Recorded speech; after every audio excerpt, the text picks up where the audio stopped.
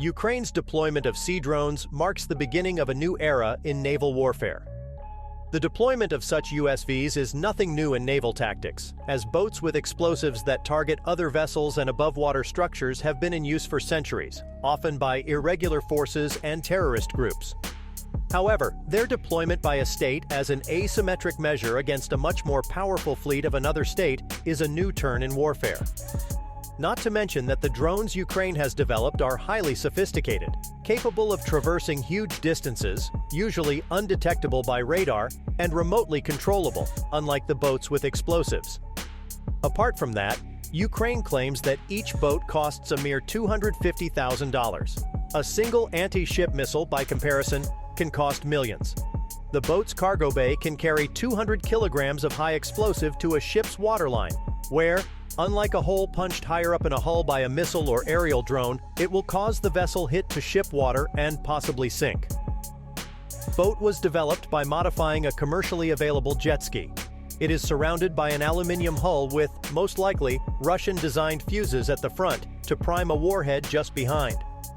A remotely controlled camera, plus infrared lens, sits on a pedestal and brings back a video feed to Ukraine's command and control center. Ukrainian experts said they were particularly impressed by the fact that the country's navy was able to coordinate the drones more than 100 miles from its coast, using the weight of numbers in both sea and air to get to the area outside the harbor and possibly even within it. But this has to be set against the fact that the damage done in the raid is unclear, for all the excitement it has generated. The USV fleet will defend the Ukrainian waters, stop Russian ships carrying missiles from leaving the bay, protect merchant ships, and perform secret missions. These drones can participate in long-range maritime reconnaissance and coastal surveillance, escorting and supporting the traditional fleet, convoying merchant ships, zoning in artillery fire, defending Ukraine's bases, and countering amphibious operations. Ukraine is not the only state that develops such USVs. However, the US, British, Chinese, and Israeli analogs seem to be bigger, covered in armor, and equipped with missiles and machine guns. Ukraine's drones, because of their cheapness and effectiveness, would not be out of reach for a small military power or a reasonably competent non-state group. The problem here is that the conventional naval forces and merchant fleets are not prepared to counter attacks of such drones. There exist no proven countermeasures to render enemy USVs unoperational after they have been deployed. Therefore, Ukraine's efficient attacks on Russian battleships not only can change the tides in the warfare in the Black Sea, but show rebellious forces all across the world how they can beat conventional fleets with rather simple technologies. The 18-foot radio-controlled boats apparently have been prowling the Black Sea for months. According to the Ukrainians, and backed up by video footage apparently shot from cameras on board one of the drones, they scored direct hits on Admiral Makarov, the fleet's flagship, and two other vessels, damaging all three. That was followed on November 18th by a big explosion at a Russian oil terminal in Novorossiysk, also reported to have been the work of the same type of naval drones. For many, these attacks marks the start of a new age in naval warfare. That could be bad news not only for Russia, but for anyone who does business, naval or civilian, at sea. For its part, Ukraine announced on November 11th that it plans to build 100 of the vessels, paid for, it hopes, by crowdfunding. Until Ukraine's attack on the Black Sea Fleet, strapping bombs to remote-controlled boats had mostly been the preserve of irregular forces. Iran did test some in 2017 against a Saudi Arabian tanker. But things really got going when the Houthi movement, a group of rebels against Yemen's Saudi-supported government, began, with apparent Iranian support, to use uncrewed speedboats stuffed with explosives. Partisans' drones are also going underwater. In 2021, Israel's Navy destroyed what it described as a bomb-carrying submersible drone minutes after its launch into the Mediterranean by members of Hamas. According to Israel, Hamas has been honing the technology for years. Each vessel, it claims, can carry about 30 kg of explosive. Efforts by governments to weaponize uncrewed boats have generally taken a different tack. Rather than packing vessels with bombs and ramming them into their targets, the world's navies seem more interested in mounting guns and missiles on USVs and using them like any other warship, only without sailors on board. As far back as 2012, for example, America's Navy was experimenting with a rigid-hull inflatable boat equipped with missiles and a remotely operated machine gun.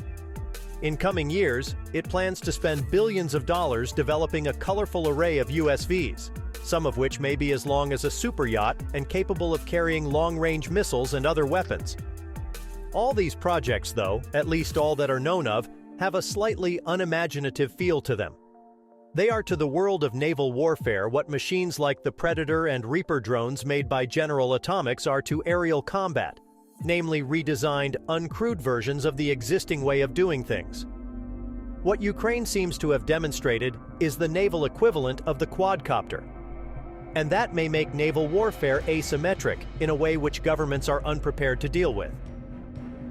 According to an analysis by Mr. Sutton of available images, its engine appears to be from a Sea-Doo jet ski. Its bow-mounted camera looks like a device that cyclists might strap to their helmets. It has a larger one, pictured mounted amidships. And its satellite receiver bears a strong resemblance to the Starlink terminal supplied by SpaceX. Uncrewed surface vessels thus seem poised to follow the trajectory of airborne commercial drones, which caught governments flat-footed when they went from hobby shop curiosity to deadly security threat seemingly overnight. Not having a crew gives USVs other advantages. With no need for a cabin, they can be built for stealth.